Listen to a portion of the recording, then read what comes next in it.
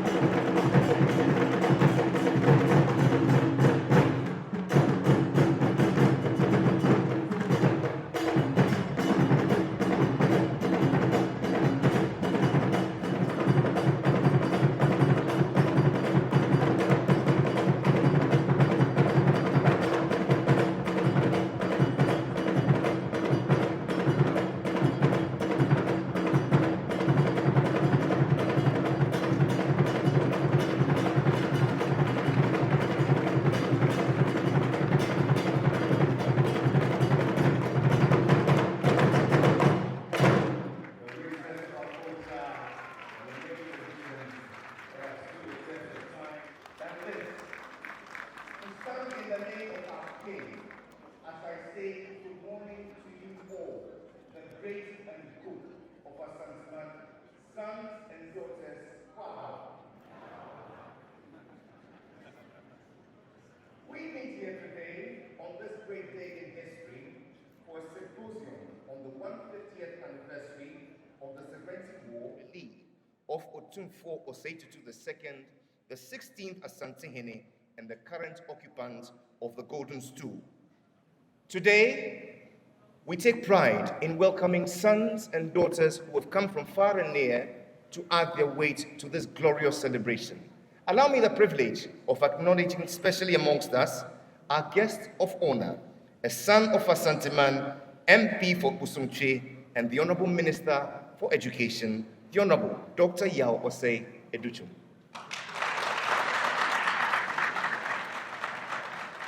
Ashantiman is pleased to welcome her own MP for Menchia South and Minister for Energy, the Honorable Dr. Matthew Opoku Prempeh.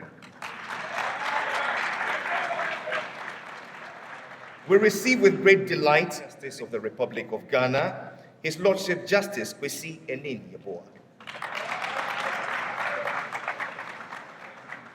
It is with profound joy that we welcome our keynote speaker, now a son of Ashantiman, the Professor Tom McCaskey.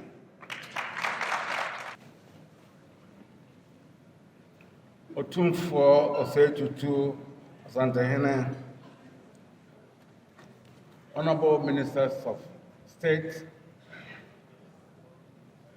Honorable Immediate Past Chief Justice, Regional Minister, Ananum, Vice Chancellor of the Kwame Nkrumah University of Science and Technology, my alma mater, distinguished ladies and gentlemen,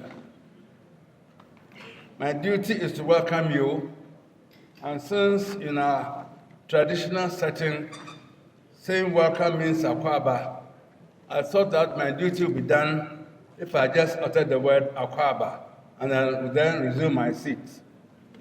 But when Otumfour is around, you cannot be very brief.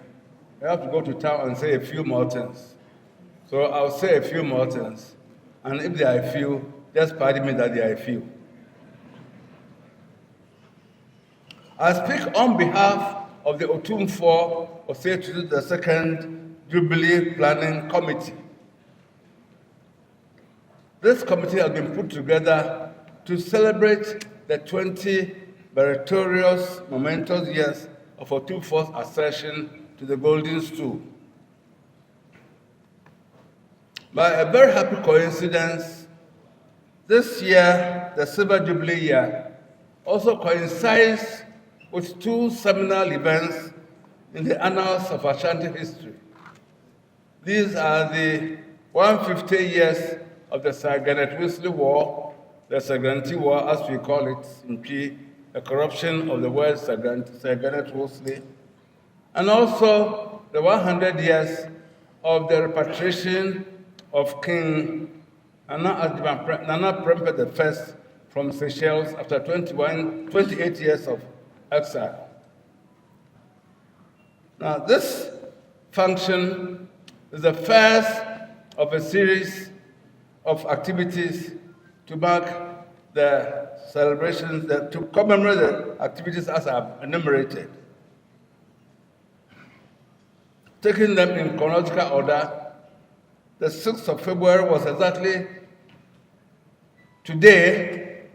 150 years ago when British forces under Sir Garnet Wolseley invaded Kumasi, looted the palace of precious regalia, and completely burnt Kumasi down, and left the town smoldering after their invasion. This morning, we have assembled an array of eminent people who are knowledgeable in the Ashanti history and customs to regale us with the causes of the war, the cause of the war, and Ashanti after the war.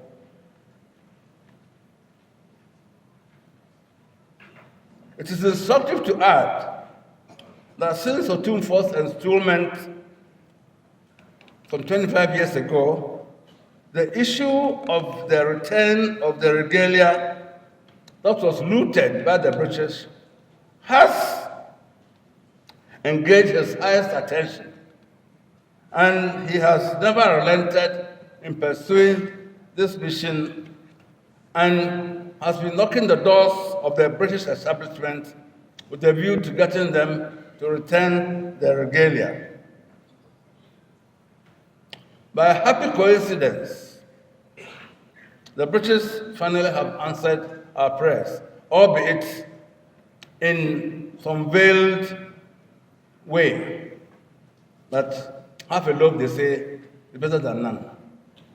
However, some of the regalia which were taken to the US are here and going to be here until time and circumstances shall be no more.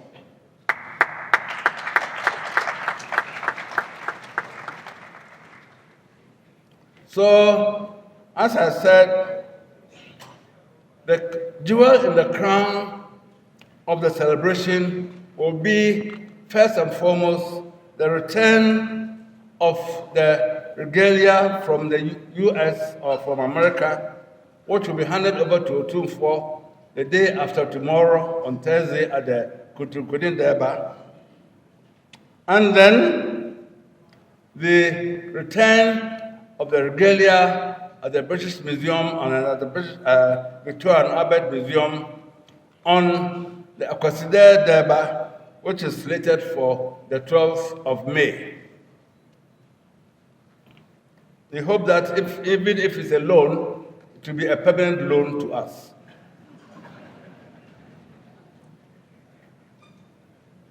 As I said earlier, we have two functions this morning.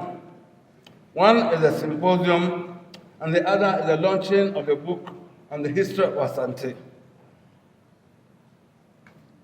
As you all know, before the written word was introduced into our educational system or into our culture, the mode of transmitting our history, our values, our culture, and our morals and other things was through the spoken word. In the evening, the old men would assemble the young ones and then tell them about the wars of old, our customs, our traditions, their games, and other things. So it was compulsory for children to attend to these calls. Hence, we coined the word Tite Ka Asum. It has been corrupted to Tite Ka Aso, but it means Tite Ka Asum, that is the past precise in the years. However, with the introduction of the written word and calligraphy, the ear became less receptive to Tite, and therefore new molds had to be introduced to maintain and retain our history and to transmit it from one generation to the other. We were fortunate to have Otumfour Osei Tutu II Asante, the first formally educated Asante to ascend the stool in 1931, and through the dint of his hard work, was able to restore the Confederacy, which had been disbanded in 1896 in 1935. Immediately upon ascending the stool, he felt that our molds needed to change. So, perhaps our children were going to school, and for that matter, they were not getting the tuition that they deserved and they had to have. He assembled other eminent people, the Safwajes, the Ike, C. Yourselves, the Ike Ajimans, and others, to give our history the benefit of being put down in writing, so as to remove the inconsistencies and the contradictions that attend to transmitting history orally. This was indeed a formidable task which lasted several years. And it is a happy coincidence that he had Professor Tom Maskaski, an eminent son of Asante, who though has he's been with Ashanti for over 50 years, since he came to Ashanti in 1968. Virtually a year passes without his coming down to us and writing about Ashanti and all our histories and everything. And Professor Bakaski has accepted to edit this book. And this is a veritable history of Ashanti from our own perspectives, without any biases, without any contradictions, and without any enlargements or any diminutions. And the second aspect of the program would be to auction the book. And I'm sure that you have come down with your deep pockets and with your fact check books so as to give the auction the necessary support that it deserves. I'm sure that those of you who would buy at the highest price will have autographed copies by Otumfour himself. So, as I said earlier, I welcome you. I think I've said a few things, and if my few is not enough, I think I'll take leave and then give the floor to our eminent MC to continue the program. Thank you all very much for coming, and we hope you will enjoy the proceedings this morning. Thank you very much. Thank you very much, MC. Your Royal Majesty, Otumfour Osei Tutu II, Asante Nana Otumfour Osei II, Gamemai and Chairman of the Otumfour Silver Jubilee Committee, Honorable Minister for Education, Dr. Osei Tutu, Honorable Minister for Energy, Matthew Opoku Prempeh, Nananom Amahene, Nananom distinguished speakers, VC, the press, ladies and gentlemen, I will observe all protocol. It is normal for such an auspicious occasion to have someone who can ably steer the affairs for the day. It therefore gives me a great pleasure to introduce the chairman of the occasion.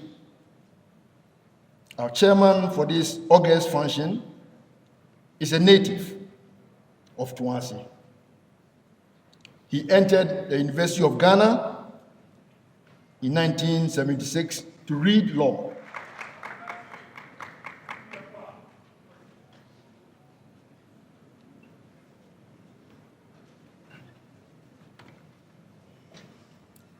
Your Royal Majesty, the Otumfour Osei, the Honorable Regional Minister, the Honorable Members, Honorable Ministers of State, the Vice Chancellor, Nananom Amahene Abrimpong, the linguist, the Vice Chancellor and the Pro-Vice Chancellor, the members of the academia, herein present, eminent members who are all here as a university community. I am indeed honored to be the chairman of this all-important occasion.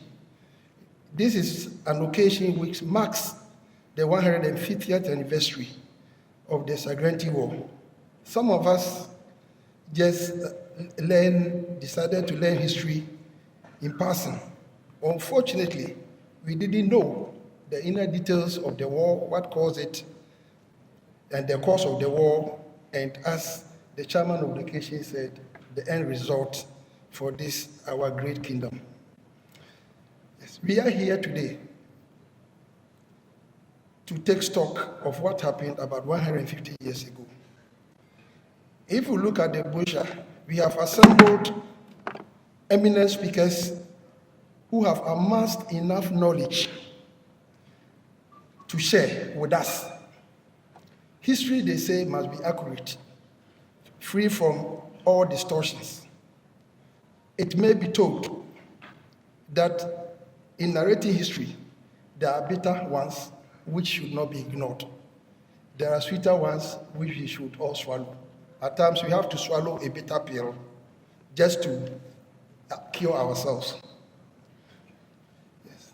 So, my Lord, Nananom, distinguished elders of the Ashanti Mine, I am here to humbly accept the invitation to be the chairman of this great occasion, and I'm grateful to Otumfour Osei Tutu and the chairman of the planning committee for giving me this honor at this great and memorable occasion. So I am here to serve you, and I think you all cooperate and have a fruitful discussion as the history starts to unfold for our consumption. I am grateful, and I take this opportunity to thank you once again. Thank you very much.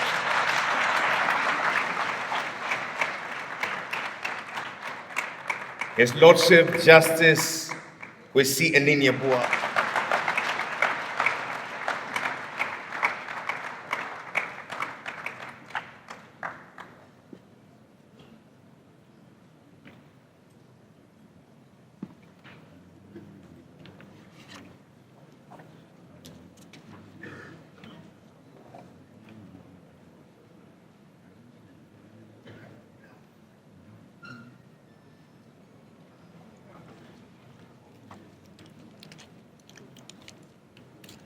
Nana Otumfour, Nana Num, distinguished guests, and the public, I am very honored indeed to make this short presentation about the Sagrenti War.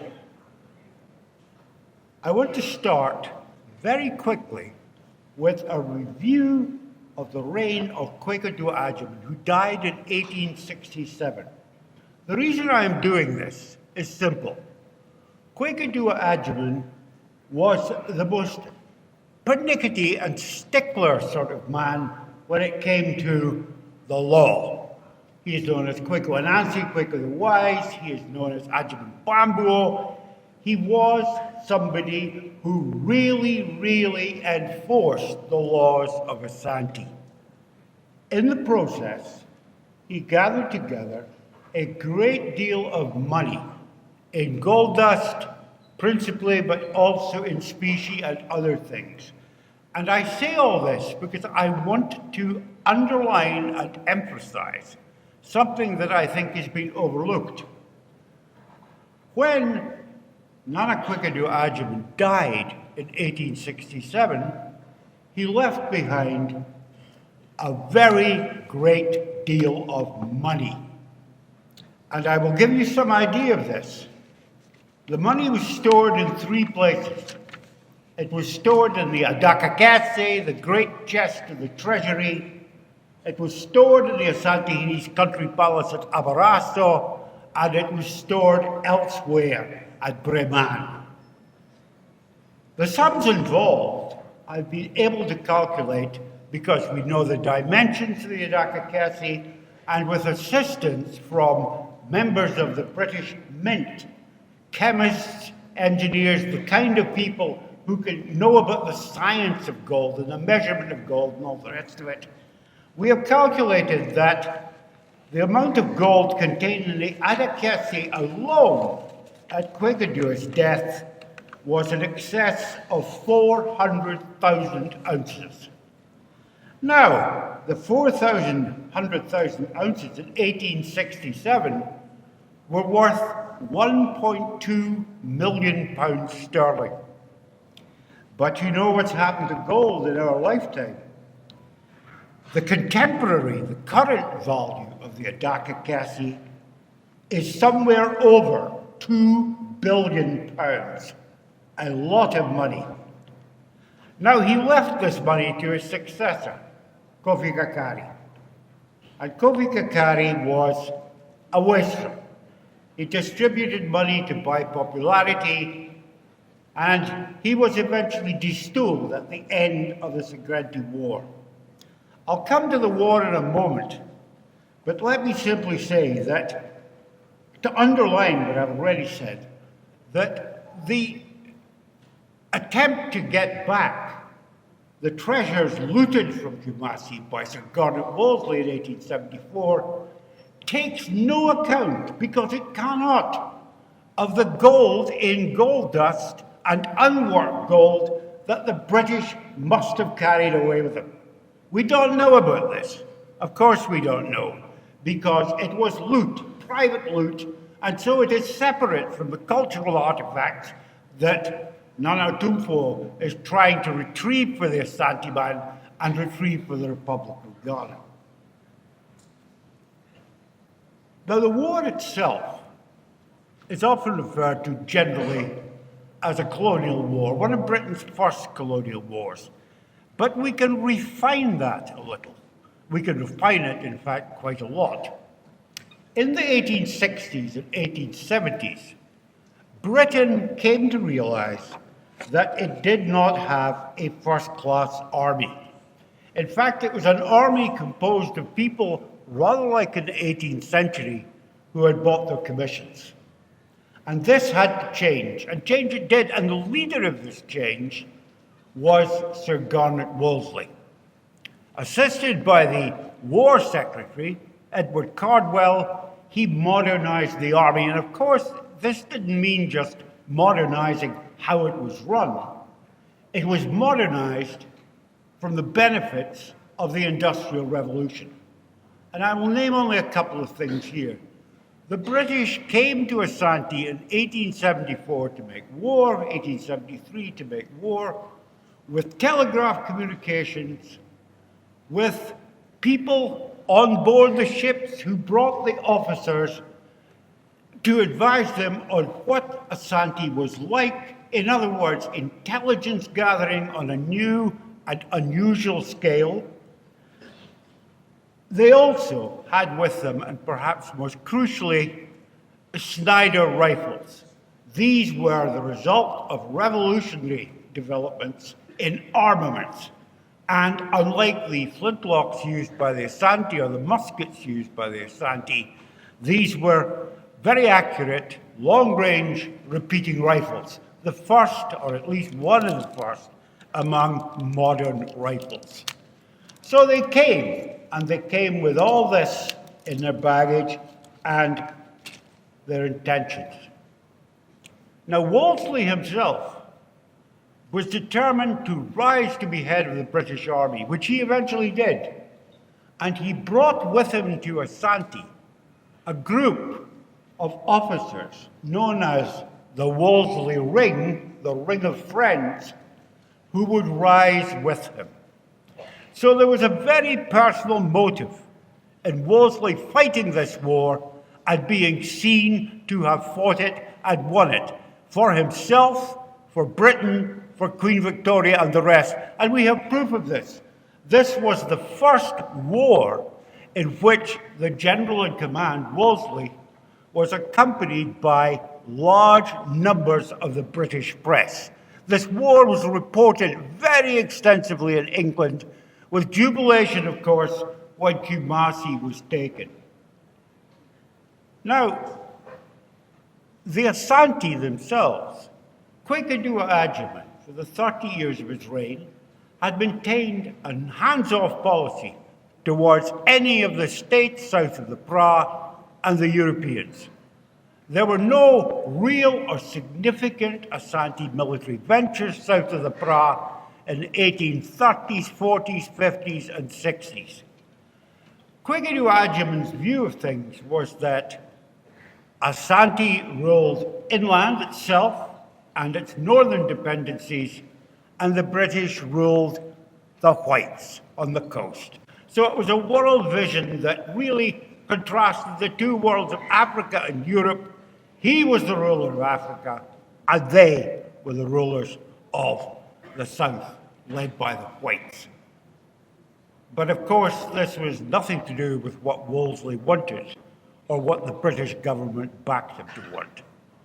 And so, despite the fact that in 1873, the Asantehene withdrew those military forces he had on the borders of the Pra and southwards into almost Fanti, he withdrew them and tried to make peace with the British.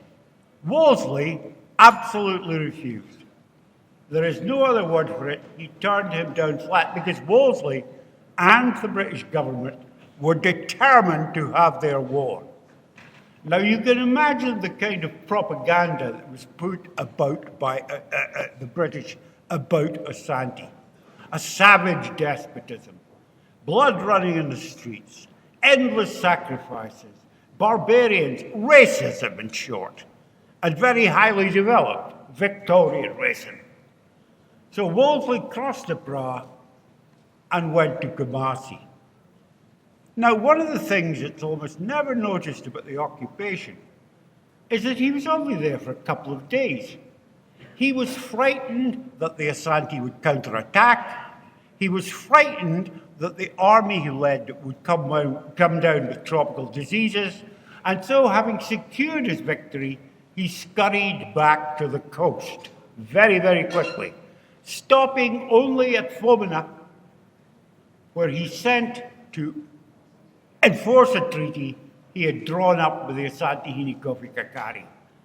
The treaty was a treaty of, and you may, I'm allowed to laugh at this point, the treaty was a treaty of permanent peace between Britain and Ashanti. And he asked that Kofi Kakari, as a sign of goodwill, hand over 50,000 ounces of gold to show his good faith. He never did that, but that's another story. Now, in the occupation of Kumasi, the place was, as previous speakers have said to you, the city was burned and comprehensively looted. The Aban, the big story building constructed by Asantehene Osei Tutu in 1819 to 22, the King's Own Palace, they were all ransacked by the British. Now, I've told you the amount of gold that was floating about Ashanti at this time in dusk. We have no account of this. Soldiers just filled their pockets or took it away in little wrappings and things like that. So we just do not know about that, but we do know about the cultural treasures. And I just want to mention two of them in passing, and they're simply this. In the Wellcome collection, the foundation in London, there is the largest gold mask known from sub-Saharan Africa. It is a portrait of the Bandahini Warosa, defeated and killed by the Asantehene Osei Tutu in the 1760s, and it weighs over 2 kilos. Its current value in gold alone, never mind its aesthetic value, its cultural value, its value in gold alone is over 80,000 pounds sterling. The other piece of loot that I want to particularly emphasize was not taken in 1874. It was taken in 1896 when the British returned and arrested Asantehene Agyeman Prempeh. Now, this was nothing. Somebody must have just picked it up and taken it away.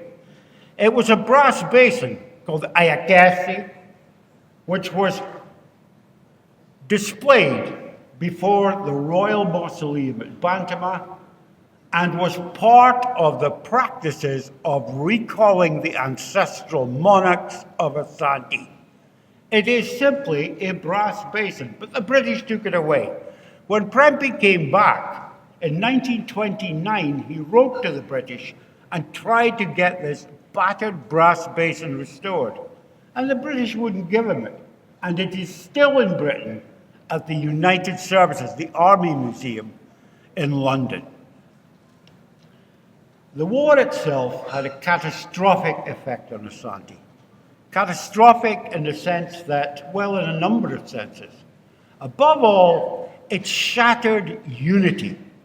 Ashanti works best when it's united under its king. The British seduced away and led away large numbers of defectors into the Gold Coast colony, and Ashanti descended into a period of anarchy. Now, you all know that this anarchy was capped. Its lowest point was the civil war that occurred in Ashanti between 1883 and 1888. There is no doubt at all that the British encouraged resistance to Kumasi, whether by giving arms, which was illegal, of course, and which they never talked about publicly, money, or just general support, and above all, refuge to those who opposed the Ashanti in the Gold Coast colony, which they had established in 1874 after the Sagrenti War. I haven't got much time left, so I will simply cover what is left of this story. In 1892, the British wrote to Ashanti Prempeh I, offering him British protection. That is, that Ashanti, which he was trying to restore to its former status after the Civil War, that Ashanti should come under formal British protection. Ajuban Prempeh simply refused. He said, no, we're an independent kingdom. Not only did he refuse, he sent an embassy to London to underline his point that Ashanti was an independent kingdom.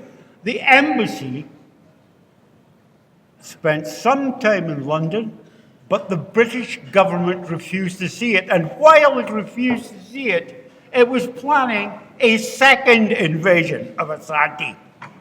And this occurred as the embassy returned to the coast and the British advanced on Kumasi again in 1896.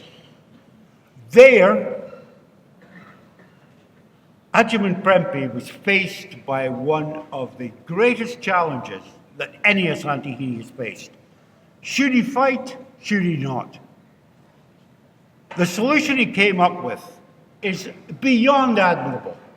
He knew that after the Sagrenti War and after the Civil Wars, he knew perfectly well that if the British unleashed their military power now on what was a weakened Ashanti, people would suffer in enormous numbers. So instead of permitting this to happen, he decided to surrender himself and his mother and various other of his dignitaries and his family to the British, provided they prosecuted no military action in Ashanti. So he was taken away as a British captive, and the rest of the story you know. He remained on the coast until 1900, and then he was sent to Sierra Leone, and finally to the Seychelles in the Indian Ocean, from which he did not return until 1924. But the Ashanti themselves had had enough of this. In 1896, when they took Prempeh away, they established a system of direct military informal rule through collaborationist chiefs, people that they had appointed themselves to run the country for them. This only lasted for 4 years because the Ashanti themselves, ordinary people led by chiefs as well, fostered, created, and fought a military uprising against the British in 1900. This is commonly known as the Yasantiwako because of the heroic behavior of the Ujwesihiba, the woman Yasantiwa. That war ended in the ruthless suppression of the Ashanti. This time, there was no offer of perpetual peace. There was no offer of friendship. There was simply the fact that Ashanti was made a British Crown colony in 1901, was given a British governor to rule over it in the absence of an Ashanti, and in the aftermath of the war, large numbers of people convicted of treason against the British Crown by fighting for Ashanti in that war were jailed, hanged, or otherwise deported. Now, there's very little else I need to say, except that this is a shameful episode in British history, like most of British colonialism. It's a shameful episode because it was based on industrial might and a racial ideology. The British were never a great continental military power. They did not have large land armies. What they did have and what they pursued was an overseas empire from which they could extract money through trade, preferential rates, and all the rest of it. And Ashanti was one of the earliest additions across the world to that particular empire. It's often forgotten, and this is my final remark here, it's often forgotten how short British colonialism was. When I came to Ashanti, age 22, with Aduboahen in 1968, I met people who had lived all the way through the British period. They were born before the British came, and they were there when the British left in 1957. So it is time, finally, to put this episode in the past and to reassert Ashanti unity under the Asantehene and go forward into the future. And I encourage most strongly Ashanti man to pursue further the matter of the restoration of the treasures that were taken in 1874 and taken in 1896. Very much.